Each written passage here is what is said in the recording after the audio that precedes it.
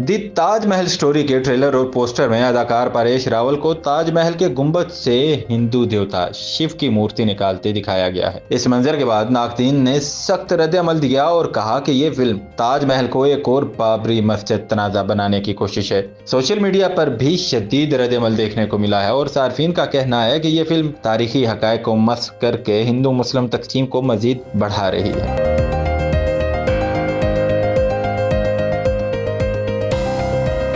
शदीद तनकीद के बाद फिल्म की टीम ने वजाहत दी कि मकसद मजहबी तनाजा नहीं बल्कि कहानी को तारीखी हकायक पर मबनी दिखाना है। अदाकार परेश रावल का कहना है कि लोग दूसरों की बातों पर यकीन करने की बजाय फिल्म देखकर अपनी राय कायम करें। ये फिल्म 31 अक्टूबर को सिनेमा घरों में रिलीज होगी।